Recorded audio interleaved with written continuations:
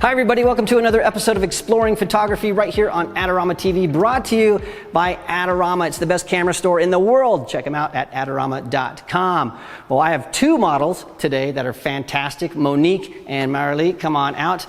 And these guys are going to be helping me explain some things. Now, this video is sort of an extension of a video that Marilee and I did previously, Crazy Fun Light. And so we had you like moving all around, and we had a strobe, and we also had a constant light, and that actually caused a lot of questions, and I need to resolve those things. And so in this video, I really want to talk to you about what happens when you slow down a shutter and how that affects the ambient light and motion, and how when you add a flash to the mix, you can include or exclude things. It really makes things interesting. So I'm going to try to break that down because I think I caused more questions than answers in the last video. So let's first start with a slow shutter speed and really how our camera, the exposure works in our camera. So to help you understand this, I have a normal glass here and some water. And if you think of this water as light and you think of this as exposure, what you're trying to do is get just enough light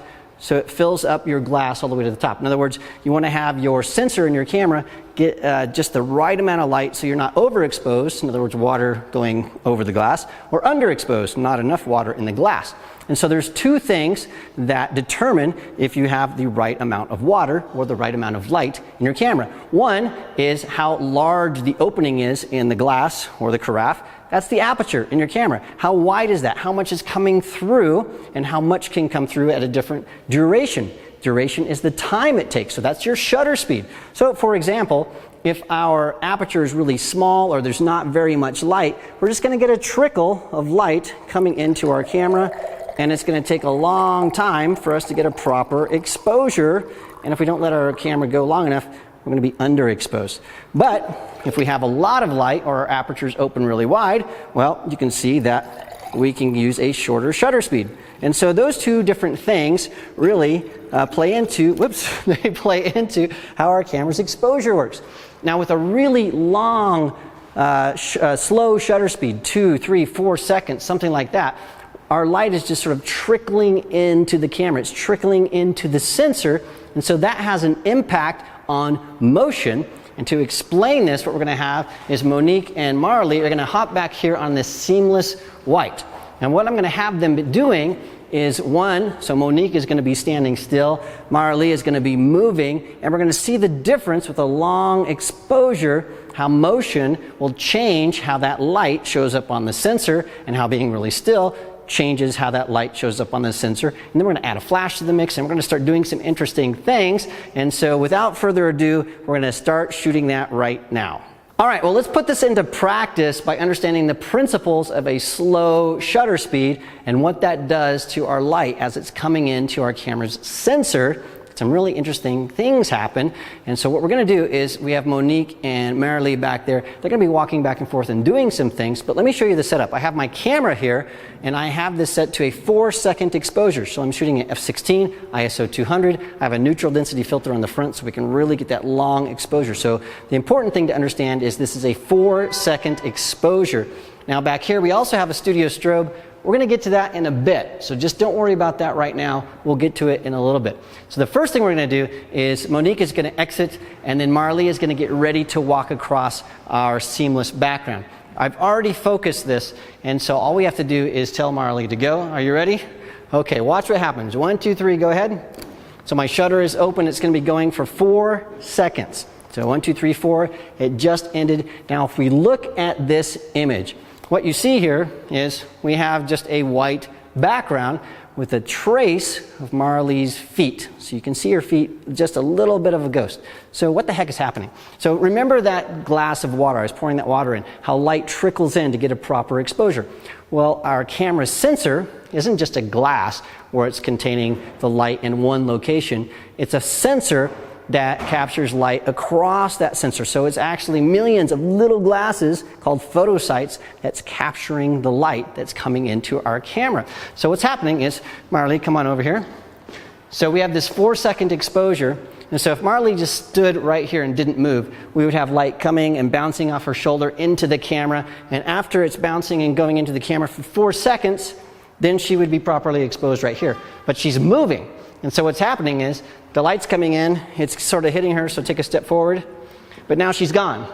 And so on the sensor, what we're seeing is the light bouncing off the seamless white and coming into the camera. And she's right here, she's moving forward. Go ahead and take a step. So now she's not here anymore. She's not there long enough. We're seeing light hit off this back and come into the sensor. And as you take another step forward, that just happens over and over again. And so she's just not anywhere long enough for the light to hit her and then get into the camera for a long enough period of time to get a proper exposure. She just doesn't show up at all because the light isn't on her long enough, except for her feet. So come on back. Notice that when she's walking, she's taking a step, and then, okay, take a step that way. Yep, so like this. Notice her foot is standing still, her body's moving, foot standing still, body moving, etc. So that's why we're getting the little ghosts of her feet, because her feet are staying in one place longer than the rest of her body is.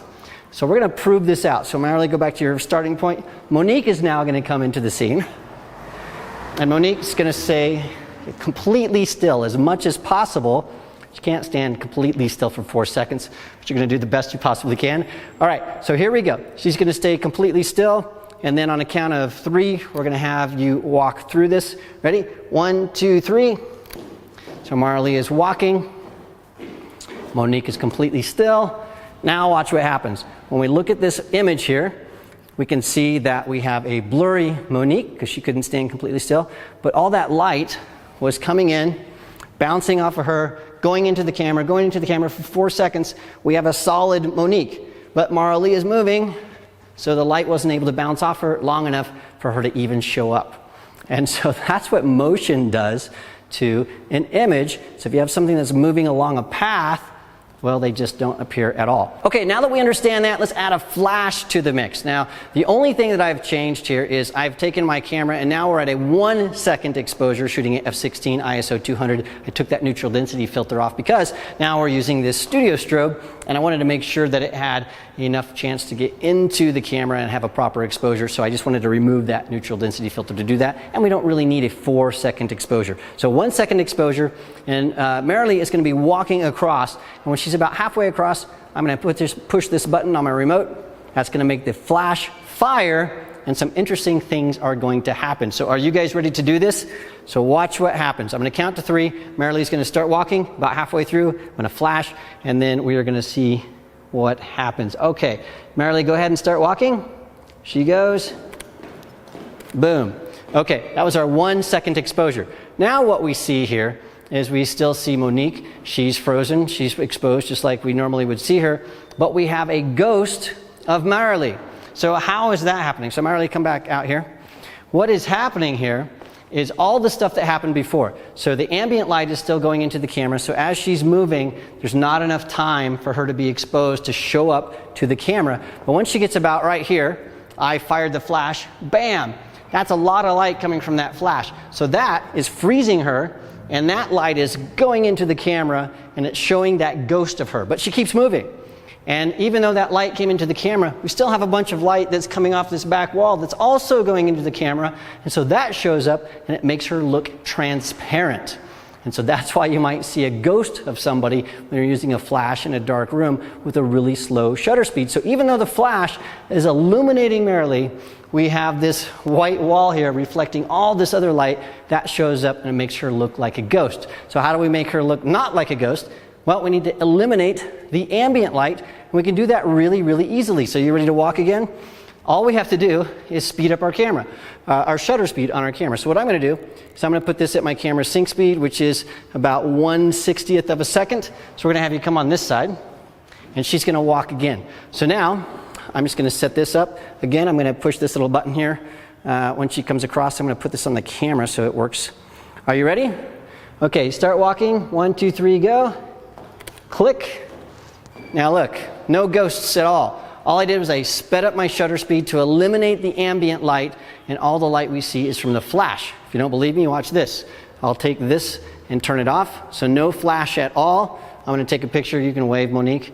All right, click, taking a picture. And when we look at this, what do we get? A totally black image. And so what we understand there is that when you speed up the shutter, we can eliminate the ambient light and we only see the light from the flash. When we start slowing down that shutter, we're allowing more ambient light. But if you go too far, not only are we allowing ambient light, we're showing motion at the same time. We can separate ambient light and motion from our studio strobe and freezing motion. And then we can start working with this to bring a little bit of ambient light or eliminate the ambient light to create some interesting effects. And that's what we're going to do next. All right, well, now that we understand the principles of a slow shutter speed, not only showing motion, but more importantly, letting in more ambient light, speeding up that shutter speed eliminates the ambient light, but we can also have a separate exposure, that's the flash. And so we can control those two exposures independent of each other, and now we know the effects of each one. And we're going to illustrate this with this scene right here. This is sort of the back room of the studio we're in, and I think it's really, really cool. So Marley is here, and she is sitting where she is facing this light. This is a 2-foot octabox with a grid on it. So we're just getting this pool of light right on Marley, but nowhere else. So not on the background, not on the foreground, it's just this really small pool of light. But I love this chalkboard back here. It's got Jeremy Cowart's help portrait right here and what that means and all the information. They're doing that here in the studio this week, I guess. And then there's some really cool doodles back here. So I want to be able to show this or hide it, and we can do that by mixing that ambient light with our studio strobe. So let's do that right now.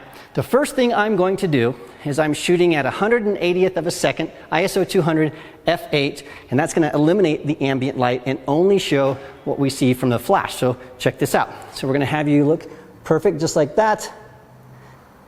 Bam. Okay, now look at this. We just have this really small pool of light, and we don't see the background because our shutter speed is too fast to show any of that ambient light. So I'm going to really slow down the shutter. So I'm going to slow this down to about 1/15 of a second. And then I'm going to shoot again, same exact setup. So again, ISO is at 200, aperture of f8. But now we've slowed that shutter down. More ambient light is going to be coming in. And so here we go. We're going to look just like we did before. Click. Now check that out. That background just magically appears. It's really nice.